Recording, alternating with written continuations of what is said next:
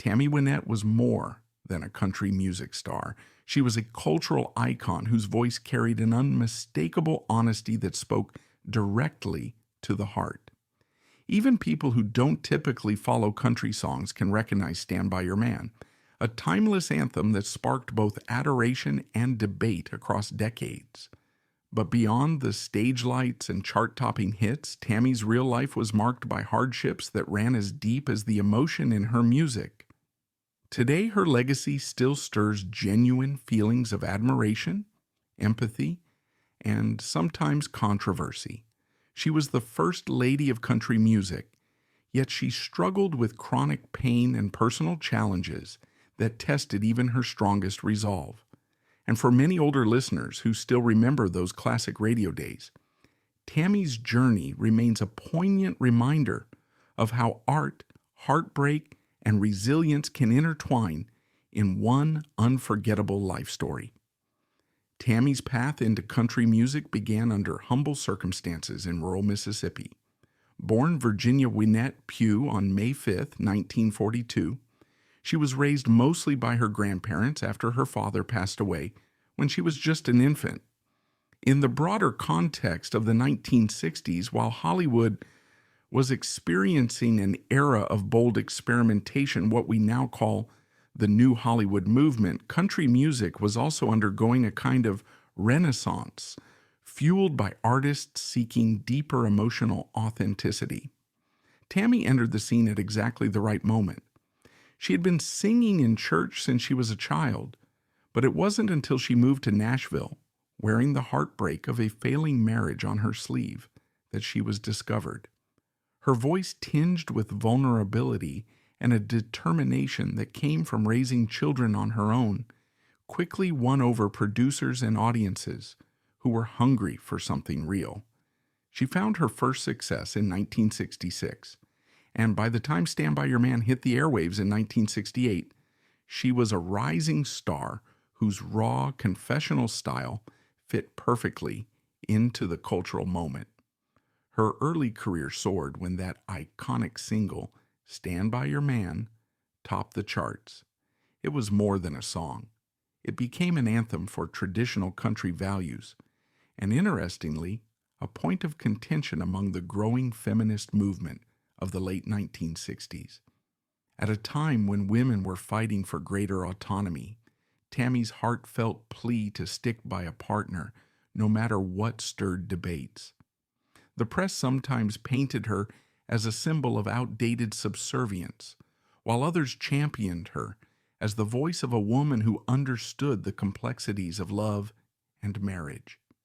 Either way, the song's popularity was massive, and Tammy Wynette found herself catapulted to a level of fame few country artists could dream of. She personified the golden age of country music, much like New Hollywood directors who were shattering conventions on film. Tammy was lending a raw, confessional tone to a traditionally conservative genre. A lesser-known aspect of her career took shape around 1970. While her relationship with songwriter Billy Sherrill is well documented, what many fans never realized was that Tammy briefly explored a more pop-influenced style for a small series of demo recordings. Hoping to see if her emotional balladry could cross over beyond the country market, she recorded a handful of tunes that featured lush string arrangements and a hint of R&B-inspired phrasing. Although those demos never officially saw the light of day back then, they were shelved when her producers decided to keep her focus squarely on country. Snippets of those recordings surfaced decades later among diehard collectors.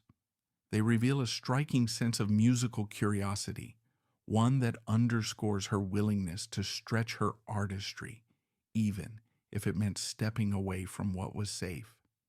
Another rarely discussed highlight occurred in the mid-1970s, when Tammy made a small cameo in a low-budget, country-themed film that was trying to ride the wave of the era's new interest in more realistic portrayals of American life.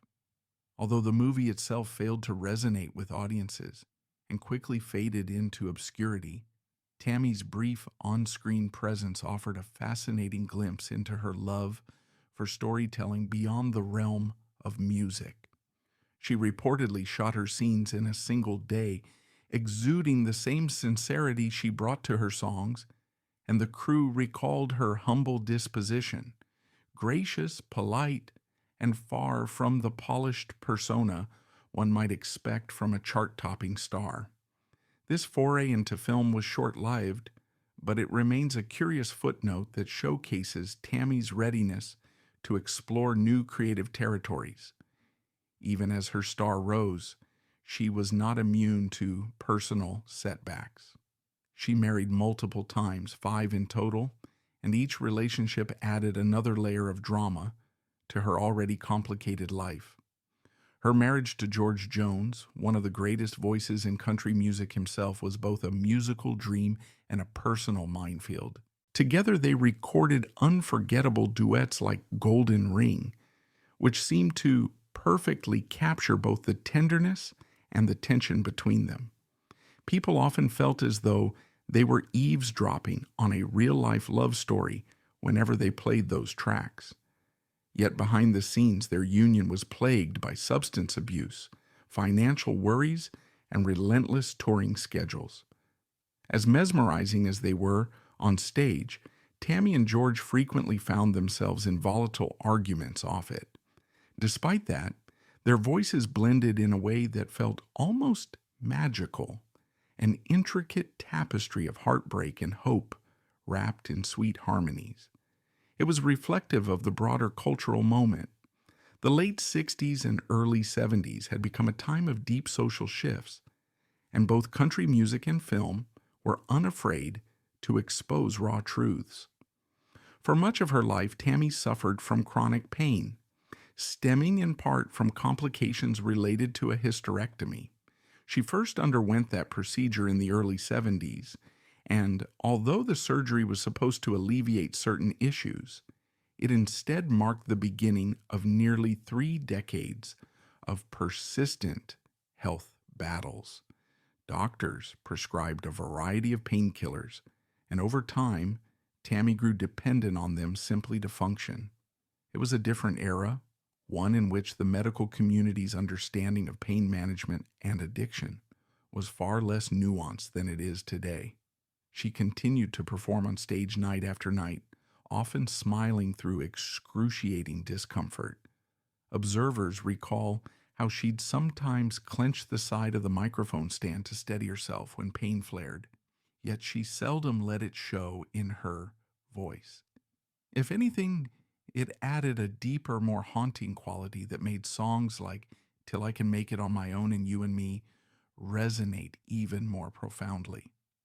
During her later years, especially in the mid-1980s, close friends and family members began to notice just how relentless her health struggles had become. One longtime band member recalled finding her backstage, tears in her eyes, moments before a concert. She confided that standing upright felt like a Herculean task, but they came to hear me sing, she reportedly whispered, a shaky smile trembling on her lips. Then, as the crowd roared its welcome, she pulled herself together and delivered a performance that brought fans to their feet. It was an almost heroic moment that, in retrospect, speaks volumes about the depth of her commitment to her audience. She might have been exhausted or in pain, but giving her followers a memorable show was a duty she took to heart. In those later years, she also found brief solace in unexpected places. For instance, she made a cameo appearance on the sitcom Married Molly with Children, playing a tongue-in-cheek version of herself. The episode became a cult favorite among fans who enjoyed seeing the typically somber country star reveal a playful sense of humor. It was a quick but telling glimpse into Tammy's ability to laugh at her own celebrity status, even while her personal life grew increasingly complicated. Those who worked with her on set described her as a complete professional, friendly, self-deprecating, and very aware of how unusual her appearance on a bawdy primetime comedy might seem to her core fan base. Still, She embraced the opportunity, viewing it as an adventure rather than a risk. But as the 1990s wore on, it became harder for Tammy to mask the toll that her chronic pain and reliance on prescription medications were taking. Her personal physician prescribed more potent drugs to help her function, and with each new prescription came rumors in the press. Some critics began to question whether Tammy's voice had lost some of its luminous quality. Others worried about her frail appearance during public events. She offered fewer interviews, preferring to keep her struggles as private as possible. Occasionally, a friend or fellow musician would leak a story of Tammy canceling plans at the last minute or disappearing into her home for days on end. These tidbits fueled public speculation that she was spiraling into dependency or even depression. And in an era of tabloid-driven media, such concerns were often exaggerated or sensationalized.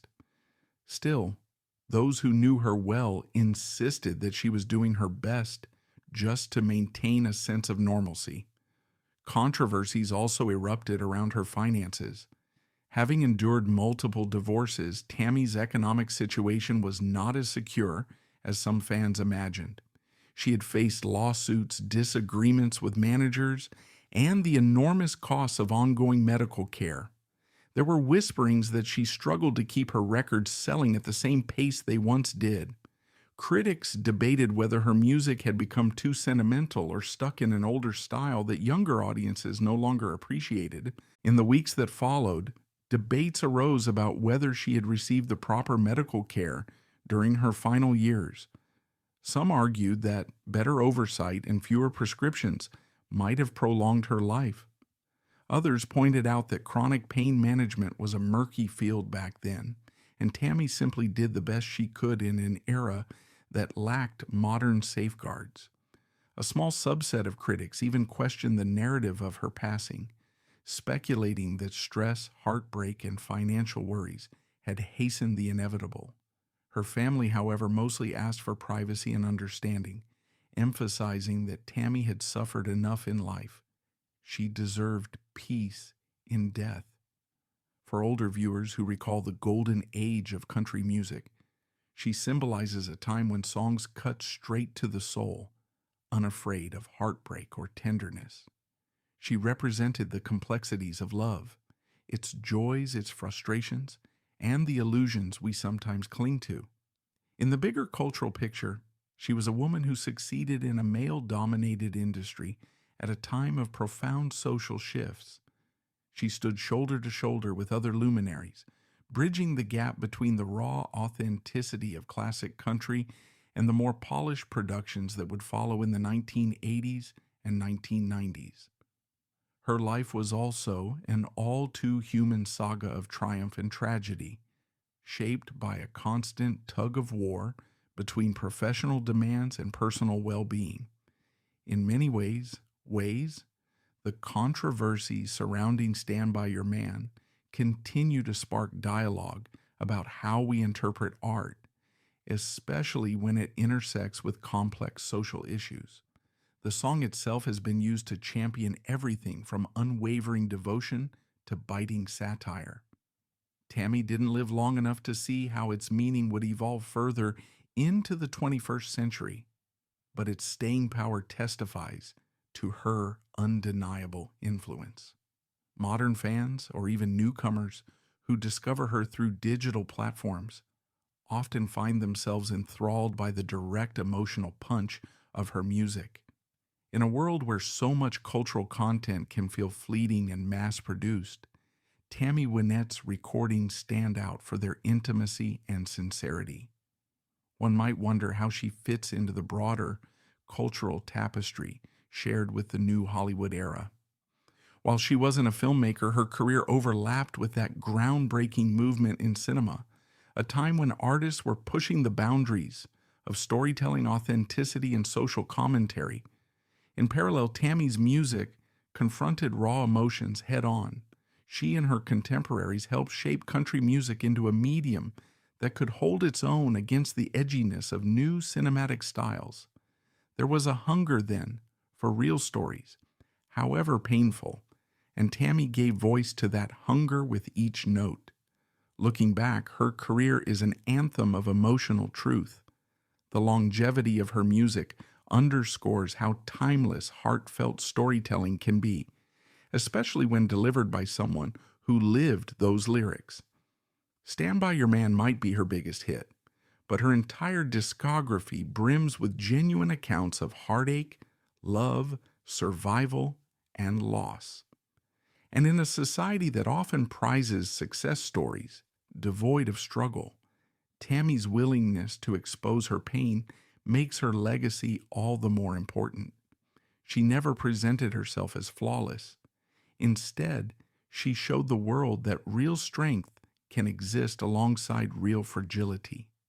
It's easy to focus on the controversies, her multiple marriages, the debates over her signature song, the reliance on medication, but those elements are just parts of a much larger picture.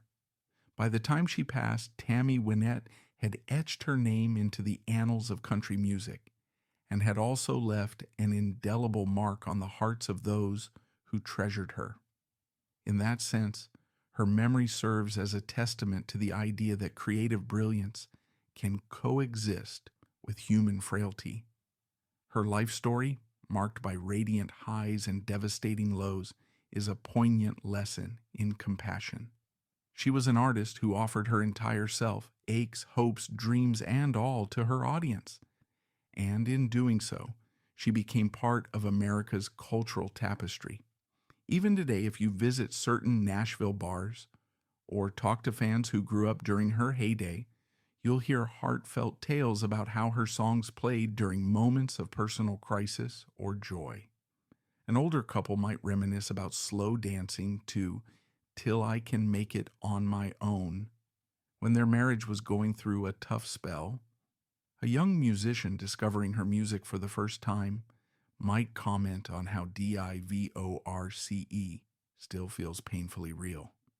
That's the measure of true artistry, the capacity to speak across time and circumstance.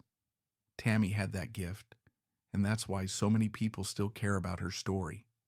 Her final months, fraught with medical complications, persistent rumors, and a sense of looming finality, underscore the cost of a life spent in the limelight.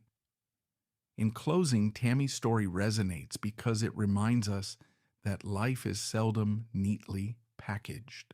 The person behind the microphone might be battling unseen pain, both physical and emotional, even as they're pouring out melodies that console millions.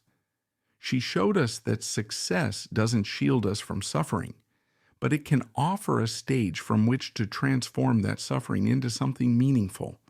When we hear her voice crack on a particularly heartfelt line, we know she's singing about her life, and maybe ours too.